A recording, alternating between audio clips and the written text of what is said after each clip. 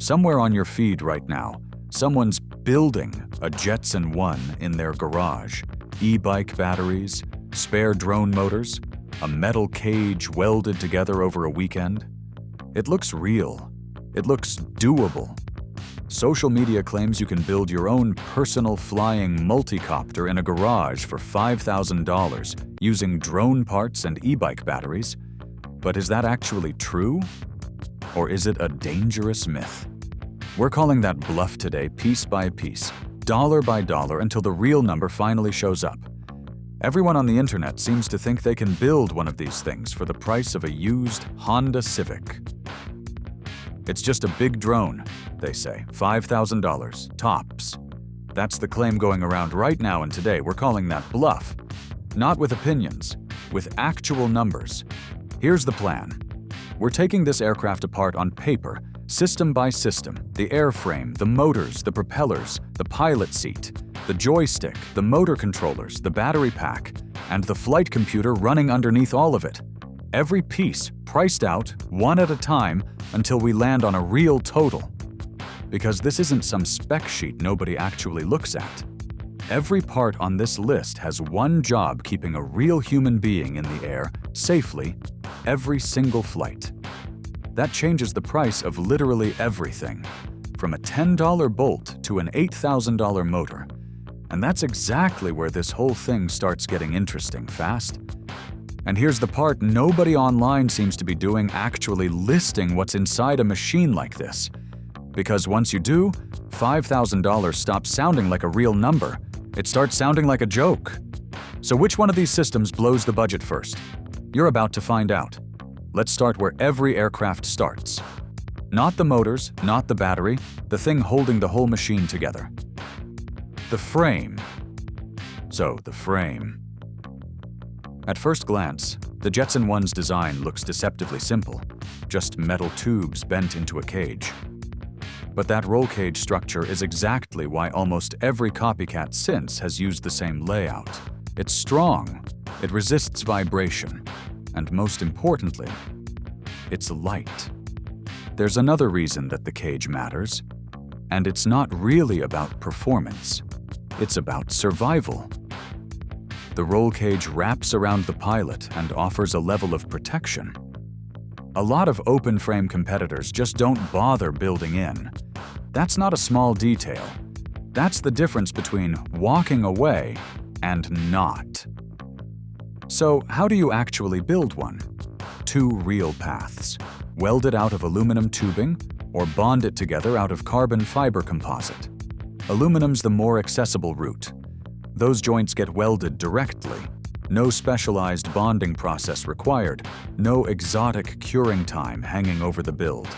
Let's run the aluminum numbers. Raw 6061-T6 tubing, the grade you'd actually want here, runs around $700. Ideally, the finished airframe should weigh in under 10 kilograms total. $700 for the entire skeleton of a flying machine. If this pace keeps up, the internet might actually be onto something. But that $700 is raw material only. It doesn't cover the welding, the jigging, the heat treatment needed to actually protect every weld's strength. We're ignoring all of that for now, just the metal, nothing else. On purpose, except raw material is one thing. What happens the moment you bolt something powerful enough to actually lift a person onto that frame? That's exactly where this story is about to get a lot more expensive. This is the moment the budget starts to crack. A $50 hobby drone motor is built to carry a GoPro, not a human being. The second you need to lift a person, you leave hobby territory completely and enter industrial heavy lift propulsion. This isn't drone store hardware anymore. This is closer to actual aerospace equipment. These motors are engineered to be lightweight, efficient, and capable of producing enormous thrust, and at this scale, heat becomes a real enemy. Every motor needs serious cooling just to survive normal operation, whether that's passive airflow design or active cooling systems built directly into the housing. The good news is that today, far more of this hardware exists off the shelf than it did even a few years back. Some of it built specifically for heavy-lift drones. Some of it pulled straight from advanced hobby suppliers. Now, the price. A high-quality heavy-lift motor runs somewhere between $1,000 and $5,000 per unit. And a Jetson ONE style aircraft doesn't use one motor, it uses 8. Multiply that out, and suddenly the entire $5,000 total claim doesn't even cover propulsion by itself. So how do you even pick a motor? Thrust requirements come from total aircraft weight. Say we're building a 200-kilogram aircraft, 85 kilograms for the pilot, 115 for the empty frame. Aircraft never fly with thrust exactly equal to weight, though. Safe operation needs total thrust 10 to 20% above takeoff weight, so roughly 220 kilograms of thrust, minimum. Running a coaxial layout with 4 arms, 2 rotors each, and every single arm needs to produce around 55 kilograms of thrust on its own. Heavy lift suppliers typically sell motors rated between 20 and 100 kilograms of thrust each, so this is achievable, just not cheap. There's actually a shortcut here. Companies sell complete coaxial propulsion packages, motor, propeller, controller, and arm as one unit. The Hobbywing H-15 Plus is a real example. Up to 184 kilograms of thrust, 10 kilowatts of rated power, for around $2,600. Sounds like a steal. Except there's a catch. That system uses propellers almost 2 meters across. The Jetson ONE runs much smaller props, close to 1 meter, and that's actually part of its identity. Bigger propellers move air more efficiently since they push against more air with less strain per blade. But the aircraft loses agility in exchange. Smaller means nimbler, and nimbler isn't free either. Back to the real numbers. Heavy lift motors alone run $1,000 to $5,000 each. Propellers aren't cheap either. Carbon fiber blades run $500 to $1,500 apiece. Even picking the cheaper end of that range, propellers alone can easily add another $4,000 to the total. Motors are only half the story, though. What actually tells 8 separate motors how fast to spin in perfect sync every single time, so this thing doesn't just flip itself over mid-air? That job belongs to something much smaller, much cheaper looking, and honestly, way more important than it gets credit for the electronic speed controller. A multicopter has no rudder, no elevator. Every single movement, pitch, roll, yaw, forward, backward, comes purely from varying how fast each rotor spins, nothing else. The ESC is what makes that possible. It takes raw battery power and converts it into precisely controlled electrical signals, telling each motor exactly how fast to spin, moment to moment. For an aircraft actually carrying a human being, these controllers need to handle over 200 amps of current without breaking a sweat. Quality ones run anywhere from $200 to $1,000 each.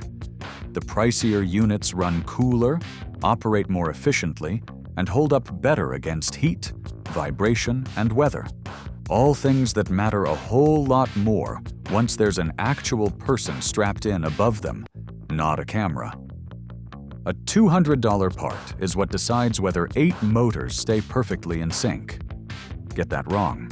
And this isn't a camera drone dropping out of the sky. But even the best ESC on the market is useless without something to actually feed it power, and that's about to become the single most expensive part on this entire list. And now we get to the big one. The single most expensive thing on this entire aircraft. And it isn't the motors, it's the battery.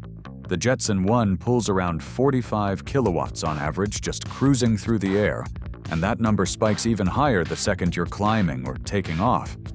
You'd think bigger propellers solve this, and they help a little, since larger rotors move air more efficiently and ease the power draw.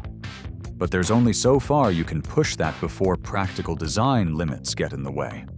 Eventually, the battery has to carry the rest of the load, whether it wants to or not. Here's the technical ceiling nobody talks about. You want a power draw staying under 1 kilowatt per kilogram of battery. Push past that, and you run straight into something called the Pückert effect, where pulling too much power too fast quietly eats into your usable capacity and cooks the pack from the inside out. Batteries don't like being rushed, and this one has to work harder than almost anything else on the aircraft. The Jetson ONE actually runs a battery pack weighing around 60 kilograms. Assume a similar setup somewhere around 12 to 14 kilowatt-hours of capacity, and you can actually price this out. High-quality lithium-ion cells run about $150 per kilowatt-hour, bought in bulk. Build just one, though, as a one-off? That price can easily double. Do the math, and you land somewhere between $3,600 and $4,200 for the battery alone. One single pack that can cost nearly as much as the entire budget the internet promised you'd need for the whole aircraft, and we're still nowhere near finished counting. Because here's the number that should stop you cold. Add up everything so far. The frame, the motors, the propellers, the ESCs, the battery, and you've already blown past $17,000 in components before a single hour of engineering, testing, or actual manufacturing has even started. And that $17,000 still doesn't include the systems that actually keep the pilot alive if something goes wrong. Because there's still the seat, the controls, and the brain of the entire aircraft left to pay for. Let's finish the list.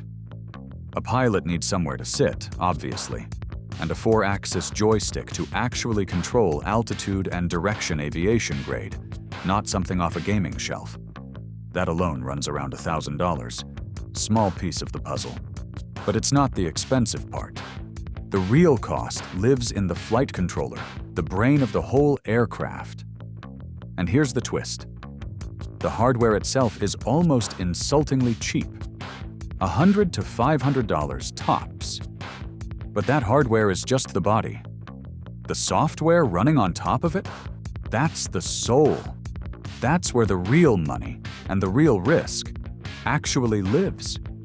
Because remember this, if a $200 ESC or a cheap flight controller miscalculates a signal, you're not crashing a camera drone into your neighbor's fence. You're falling out of the sky. That single line is the entire difference between hobby-grade electronics and aviation-grade ones, and it's not a difference you can shortcut. Integrating that flight controller with the pilot's inputs and every motor controller on the aircraft takes serious engineering and serious testing hours of it, quietly, before anything ever leaves the ground. Fail-safe systems have to be built in. Control algorithms need careful, obsessive tuning because get it wrong, and the aircraft can suddenly flip itself over mid-flight with a person still strapped inside. A $300 flight controller and a $1,000 joystick. Pocket change on paper. In reality, those are two of the exact things standing between a smooth flight and a fatal one. So if the parts alone already blow past $17,000, and the real cost is actually buried inside engineering nobody can skip, what does that mean for anyone who still believes the $5,000 claim? Which finally brings us to the number that actually matters. The real cost of building your own Jetson ONE. So here's where it all lands. Hobby-grade components create this illusion that a project like this is simple, accessible, even cheap, because on their own, individually, They kind of are. But the second you swap in hardware that's actually reliable, actually rated for carrying a human being, and start accounting for engineering, safety systems, and real testing, the number stops behaving.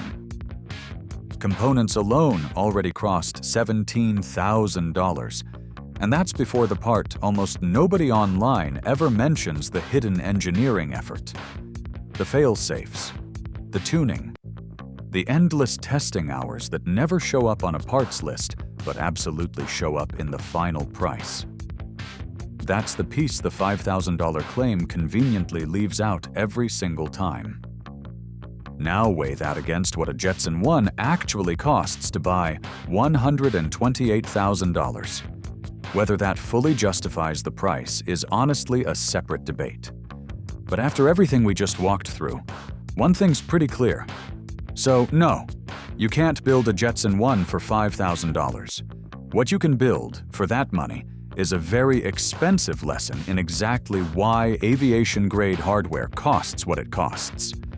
The only real question left standing is whether $128,000 is actually too much to ask, or a bargain for everything that's genuinely packed inside it. And that's a debate worth having in the comments. So next time someone tells you it's just a big drone, you'll know exactly what that sentence is hiding. 8 aerospace-grade motors, a battery pack built to aerospace tolerances, and engineering that simply can't be shortcut without risking a life. The $5,000 myth is dead. Drop your real number below and think we're wrong.